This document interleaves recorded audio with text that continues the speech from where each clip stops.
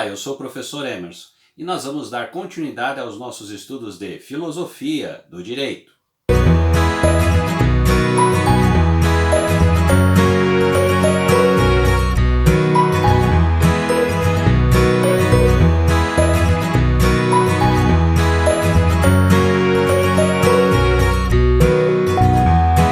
Prezados alunos, é um grande prazer estar aqui novamente com vocês e nós vamos então dar continuidade aos nossos estudos de Filosofia do Direito.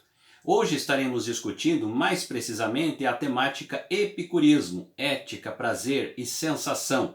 O texto é uma contribuição do professor Eduardo Bittar. Vamos então ao nosso primeiro slide. Doutrina epicúrea. A escola epicurista do pensamento, que organiza determinado conjunto de ideias e a qual se liga uma tendência doutrinal que elege no prazer a finalidade do agir humano, deve seu nome ao pensador grego Epicuro de Samos, 341 a 270 a.C. Epicuro foi iniciador de uma corrente de pensamento que gerou muita polêmica pelos preceitos que produziu. Sua obra está recolhida na forma de algumas cartas, um testamento, algumas sentenças vaticanas e máximas de epicúreas. Epicuro, porém, não militou suas ideias sozinho, uma vez que deixou discípulos que as disseminaram, quais Menequeu, Heródoto, Pitócles, Metrodoro, Emarco e Cólotes. Apesar de a doutrina epicurista guardar suas peculiaridades doutrinárias e ter se inscrito na história do pensamento como marcante contribuição, exatamente por sua singularidade, comunga com outras doutrinas as mesmas condições sociotemporais da Grécia decadente do século IV a.C. Aqui nós trazemos então Epicuro, uma figura marcante, que vai, em outras palavras, desenvolver toda a sua filosofia, a partir do que se chama a Escola Jardim. Em outras palavras, era no próprio jardim, onde ele reunia efetivamente os seus discípulos para discutir grande parte de toda a sua teoria e pensamento relacionado então à filosofia.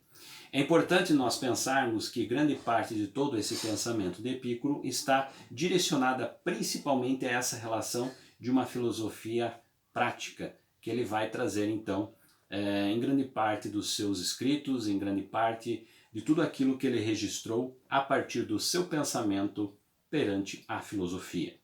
Vamos então ao nosso próximo slide. A doutrina epicurista resume-se, em suas linhas gerais, a discutir e a traçar contribuições em torno de temas quais a da matéria, a do átomo e das sensações. Fundamentalmente empírica, essa doutrina anuncia uma explicação do mundo a partir dos elementos que o integram. O cosmos existe para o epicurismo e faz parte das suas preocupações.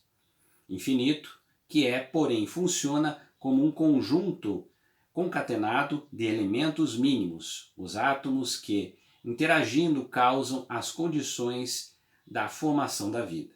Nesse sentido, a dissolução da vida é somente a desagregação dos átomos que a ela deram origem, o que causa a privação de toda a sensação. A morte nada significa à medida que existe de existir a causa de todo o conhecimento, de toda a dor, de todo o prazer, a saber, a sensação. Epicuro traz então essa característica, um dos pontos importantes aqui também da sua discussão, que ele não vai efetivamente trazer as discussões no pós-morte, ao qual ele não trazia isso como uma realidade.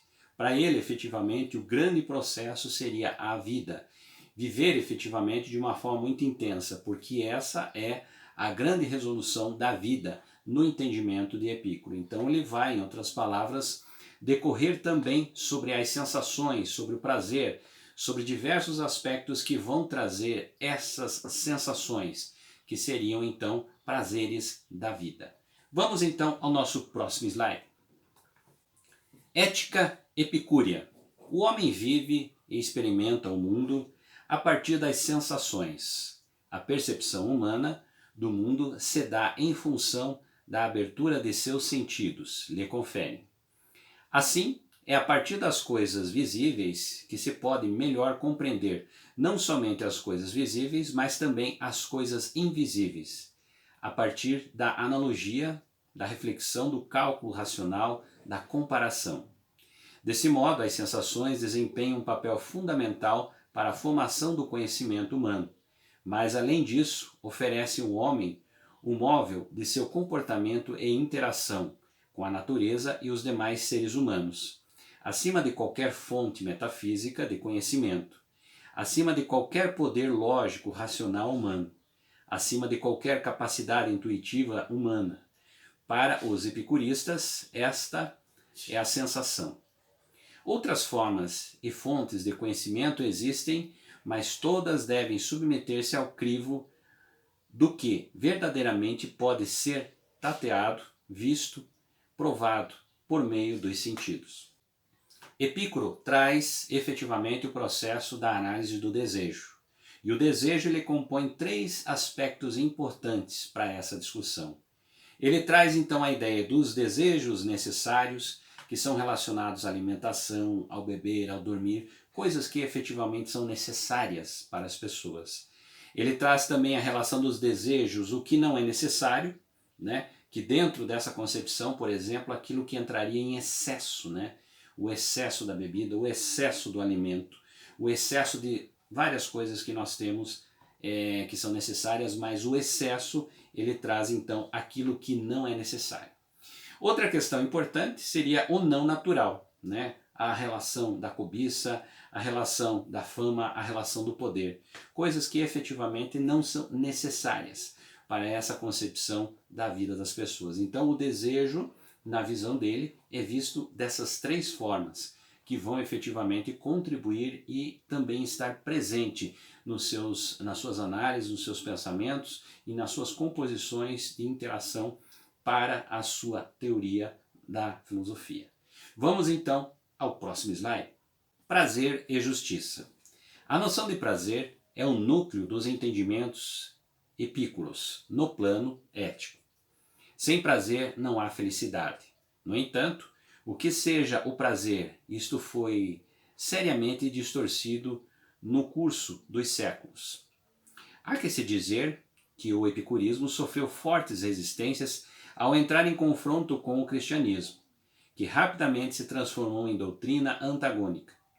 Tendo em vista a abertura que esta filosofia concedia à fruição dos gozos terrenos, confundiria com uma filosofia apologista dos vícios e das torpezas humanas, uma vez que estaria estimulado a cometimento de pecados e o apego às coisas terrenas. Aí, o epicurismo tornou-se sinônimo de perdição, confundindo o que foi com uma doutrina sensualista. A noção de prazer aqui não se resume à noção vulgarmente admitida, um tanto quanto licenciosa e libertina. Sua época, Epicuro já havia prescindido que sua doutrina estaria sofrendo más interpretações. O prazer epicurista é a ausência da dor. Aqui então nós temos efetivamente uma das coisas muito importantes trazidas por Epicuro, que efetivamente, né, como a gente pode perceber, a má interpretação com relação principalmente a esses avanços do pensamento que o cristianismo vai apresentar. Assim, nós temos efetivamente a ideia de que o prazer é relacionado então à ausência da dor. E ele vai se condicionar dentro desse mecanismo que vai, em outras palavras, trazer essa representatividade do pensamento de Epicuro, que vai, em outras palavras, discutir sobre o prazer e sobre os aspectos importantes para o homem. Vamos então ao nosso próximo slide. A consciência da dor e do prazer é o que faculta ao homem escolher causar dor ou prazer.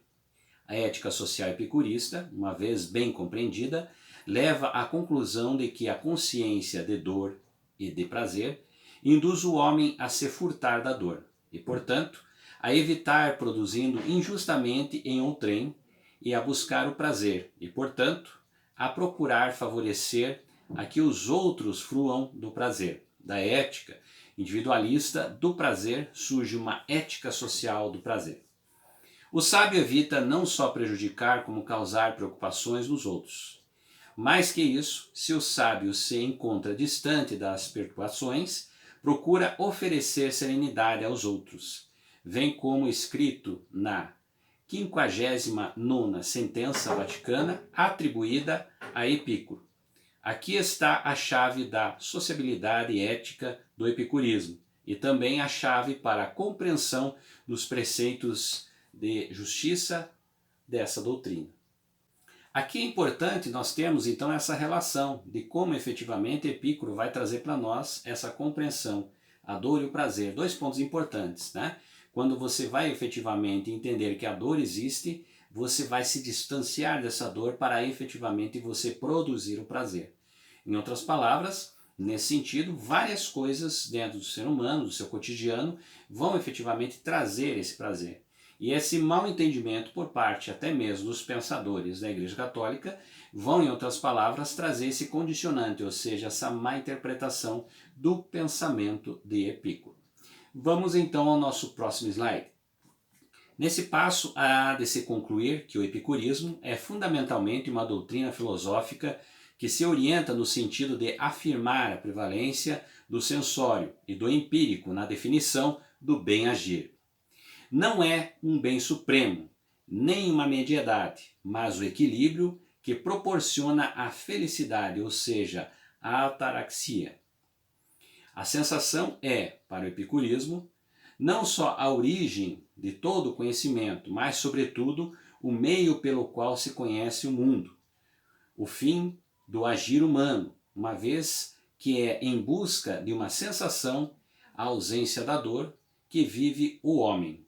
A forma pela qual se torna possível interagir com o mundo, escolhendo comportamentos e agindo, sendo a causa de a dor ou prazer, e assim as sensações desempenham fundamentalmente o papel para o homem. É a partir delas que se deve orientar eticamente os demais. Aqui nós trazemos então, dentro dessa compreensão do pensamento de Epicuro, que efetivamente o processo da dor e o processo do prazer são dois condicionantes que separam esse comportamento do homem, né? Então, a partir desse processo, do entendimento de como efetivamente é visto esse prazer, que surgiu então vários problemas na sua interpretação, entendendo que traria, né, comportamentos nessa relação do prazer, comportamentos contrários ao pensamento religioso nessa época. Isso faz com que essa má interpretação tenha um condicionante negativo para o pensamento de Epicuro. Porém, ao entendimento correto da sua teoria, podemos perceber que efetivamente quando ele vai buscar essa ideia da ataraxia, ou seja, de como ver bem, né, essa sociedade, ou seja, como as pessoas devem viver bem, buscando esse prazer, nós entendemos que basicamente seria esse bem-estar das pessoas, né? Como elas estariam dentro desse contexto da sociedade e vivendo adequadamente, produzindo esse prazer para melhor viver na sociedade e melhor viver a sua vida. A todos vocês, espero que tenha contribuído aqui para o conhecimento sobre esse filósofo e nos encontramos então na nossa próxima aula.